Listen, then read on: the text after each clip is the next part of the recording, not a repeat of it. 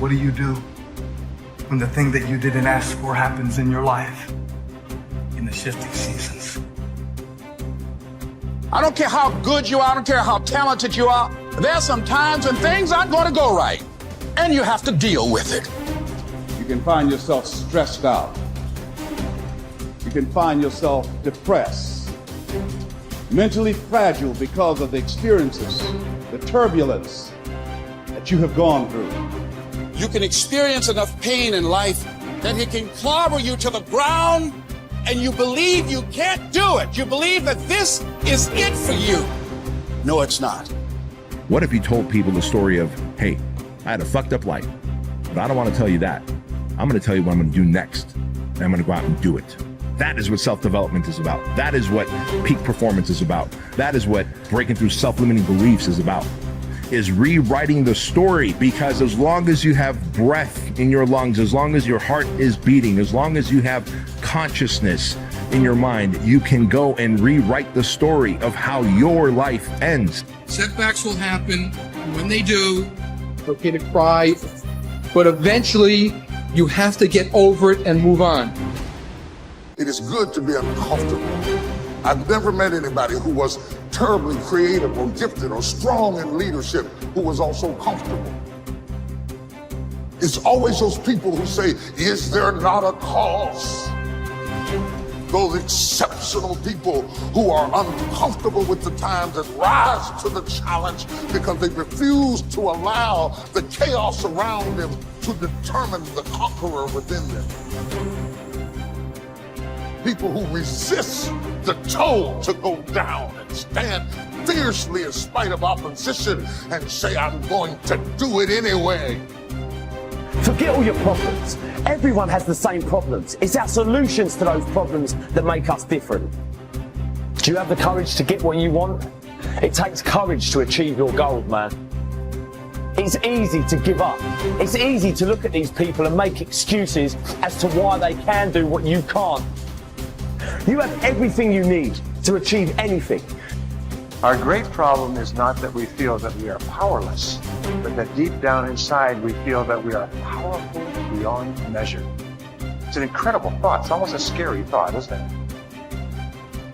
But it's also true, because the powers that you have are extraordinary.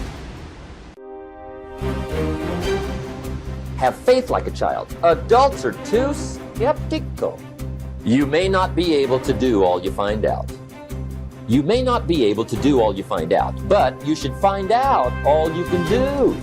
See, you don't want to wind up at the end of your life and discover that you've lived only 1/10 of it. And the other 9/10 went down the drain. Be curious. Get excited like a child over your ability to make yourself do anything for change. The law of use. And it goes something like this. Whatever you don't use, you lose. Lack of use causes loss. You lose automatically when you quit. The same thing goes for all the human virtues.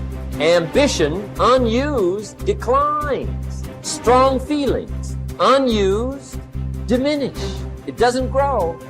Faith, unused, decreases. It's a law.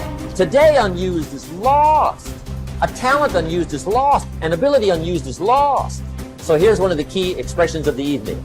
Take a new inventory of yourself. Starting tomorrow, new project. Take a new inventory and make sure that all of your talent and ability and mentality and ingenuity and vitality and strong feelings, faith, courage, make sure that all you've got's being used. Otherwise, you lose. Repetition, repetition, repetition. Go over it. And if you repeat it, go over it, sure enough, someday, some mysterious day, the idea takes root, starts to grow, and shows up in your personality and your lifestyle. I don't care where you come from.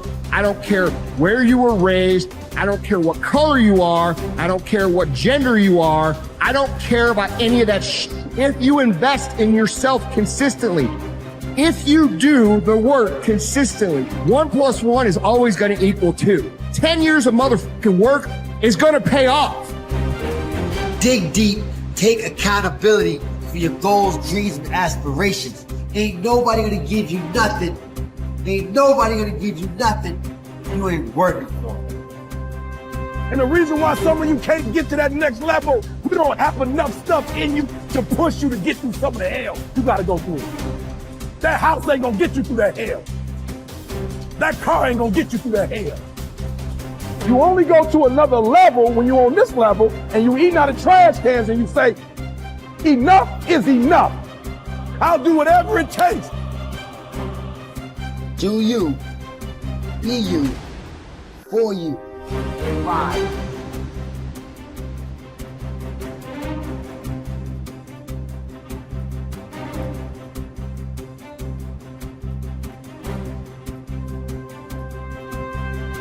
You should treat yourself like you're someone responsible for helping.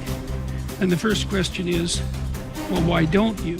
And the answer is, well, there's a lot wrong with you, you know? And it's hard to exercise enough love and care in a deep and non-naive way to care properly for something like that. It's an encouragement to assume, to act out the proposition that even if life is as difficult as it seems to be, and if you're as vulnerable and weak in a fundamental sense as you definitely are, and characterized by this terrible propensity for the infliction of voluntary suffering on yourself and others, and that destructive tendency, that there's still something within you that's so remarkable and so aligned with order and being in the proper manner that you can climb above that, let's say like Abel, and that you can make the proper sacrifices, and that you can set yourself right, and you can set your family right,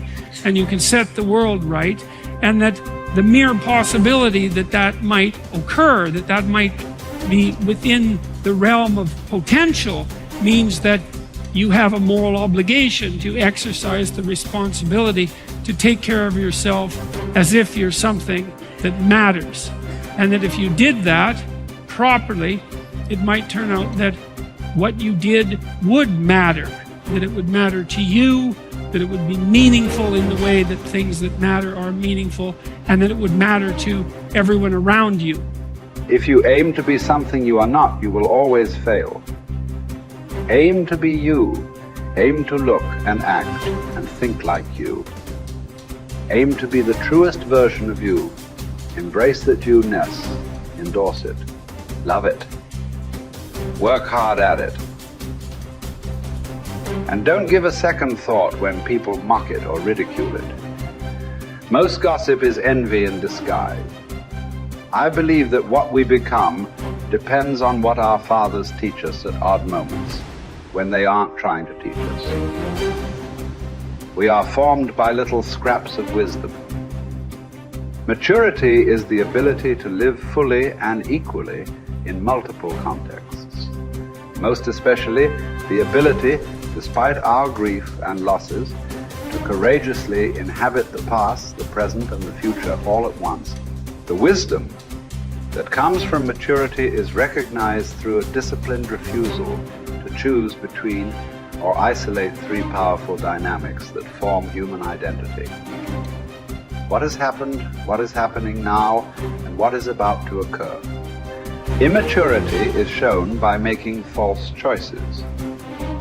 Living only in the past, or only in the present, or only in the future, or even living only 2 out of the 3.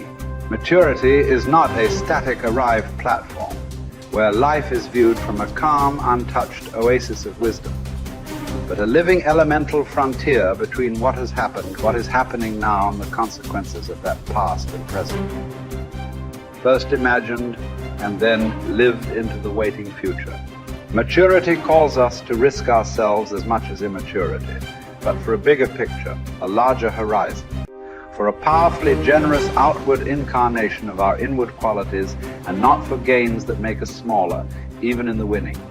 People say that what we're all seeking is a meaningful life. I don't think that's what we're really seeking.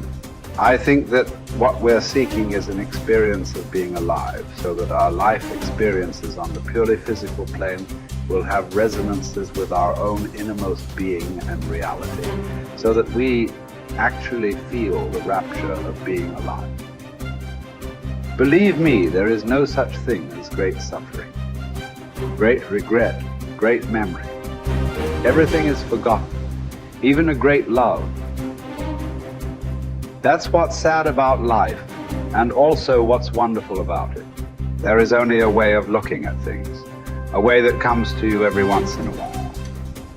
That's why it's good to have had love in your life after all, to have had an unhappy passion. It gives you an alibi for the vague despairs we all suffer from.